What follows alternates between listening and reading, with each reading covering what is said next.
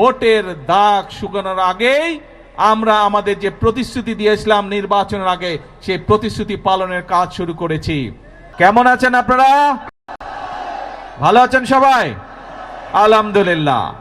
এই যে আজকে আপনাদের এখানে আসলাম, কেন এসেছি জানেন তো? কেন বলেন তো?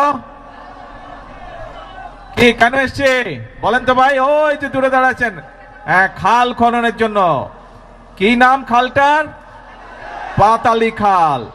এই খালটা কিন্তু আজকে যে আমরা পুনর্খননের কাজে হাত দিয়েছি, এই খালটা প্রথম খনন করেছিলেন আজকে থেকে 50 বছর আগে কে? শহীদ রাষ্ট্রপতি জিয়াউর রহমান।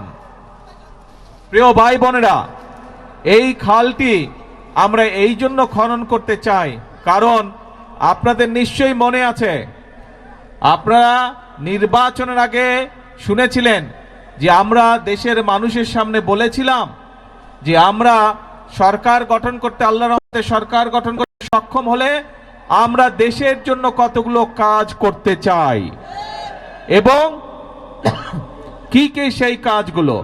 সেই কাজগুলো ছিল আজ যে খাল খনন কর্মসূচি এখানে উদ্বোধন করলাম আমরা। এইরকম দেশে আমরা বিভিন্ন জায়গায় খাল খনন কর্মসূচি কাজ শুরু করতে চাই, পুনর্খননের কাজ শুরু করতে চাই, এবং ইনশাল্লাহ আগামী 5 বছর আমরা সারা বাংলাদেশে আমাদের লক্ষ্য হচ্ছে 20,000 কিলোমিটার খাল আমরা খনন করব। কারণ এই খাল, এই যে পাতালি খাল, এই খাল খনন করার ফলে আমরা দেখেছি প্রায় 40,000 মানুষ উপকৃত হবে এই এলাকার। প্রায় 1200 হেক্টর জমিতে পানির সুবিধা পাবে কৃষিকাজের সময়। প্রায় 1200 মেট্রিক টন খাদ্যশস্য বেশি উৎপন্ন হবে এই এলাকায়, এবং সরাসরি প্রায় 8,500 কৃষক ভাই সেই সেচ সুবিধা পাবে খাল পুনর্খনন করার মাধ্যমে। এইভাবে চিন্তা করুন, সারা বাংলাদেশে যদি আমরা যেই খালগুলোকে লক্ষ্য করেছি সেই খালগুলো যদি খনন এবং পুনর্খনন করতে পারি, তাহলে চিন্তা করুন এই একটি এলাকাতেই এই 10 বর্গ কিলোমিটার এলাকার মানুষ এই পানির সুবিধা পাবে। তার মধ্যে 40,000 মানুষ তো পানির সুবিধা পাবে, সাথে 8,500 কৃষক ভাই সরাসরি যারা কৃষক তারা সেই সুবিধা পাবে এই একটি উপজেলাতে, এই সদর থানাতেই। তাহলে চিন্তা করুন, আমরা যদি 20,000 কিলোমিটার খাল খনন করতে পারি, সারা বাংলাদেশে কত কৃষক ভাই সরাসরি সেচের সুবিধা পাবে।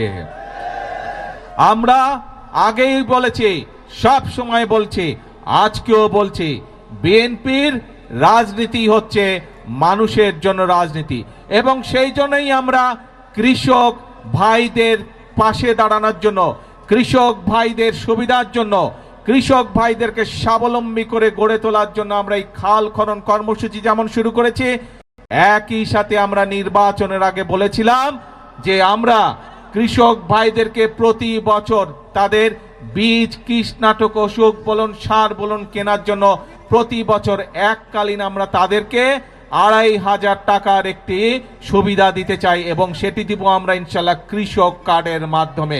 এই কথাটা আমরা বলেছিলাম। আপনারা জানেন 2 দিন আগে আমরা বাংলাদেশে বিএনপি, এই বর্তমান সরকার গত ফেব্রুয়ারি মাসের 17 তারিখে সরকার গঠনের পরে এই গত 2 দিন আগে আমরা বাজেট উপস্থাপন করেছি। সেই বাজেটে আমরা কৃষকদের জন্য, কৃষক ভাইদের জন্য আমরা বরাদ্দ রেখেছি, এবং ইনশাল্লাহ আগামী জুলাই মাস থেকে শুরু করে পর্যায়ক্রমিকভাবে আগামী 1 বছরের ভিতরে আমরা বাংলাদেশের প্রতিটি উপজেলায় 8 থেকে প্রায় 10,000 কৃষক ভাইদের কাছে আমরা এই কৃষক কার্ডের সুবিধা পৌঁছে দিতে সক্ষম হব ইনশাল্লাহ। প্রিয় ভাই বোনেরা, আগেই বলেছি আমাদের রাজনীতি হচ্ছে এই বাংলাদেশের জন্য, আমাদের রাজনীতি হচ্ছে এই বাংলাদেশের মানুষের জন্য। আমরা জানি গ্রামে গঞ্জে মিলিয়ে বাংলাদেশের শতকরা 70 থেকে 80% মানুষ, খেটে খাওয়া মানুষ বাংলাদেশের গ্রাম অঞ্চলগুলোতে বাস করে। বাংলাদেশের জনসংখ্যার অর্ধেক হচ্ছে নারী। এখন এই নারীদের দেশনেত্রী খালেদা জিয়া শিক্ষার ব্যবস্থা করে দিয়ে গিয়েছিলেন, বিনামূল্যে শিক্ষা ব্যবস্থা। সেই শিক্ষা ব্যবস্থা ক্লাস 1 থেকে ইন্টারমিডিয়েট পর্যন্ত দেশনেত্রী খালেদা জিয়া করে দিয়ে গেছিলেন।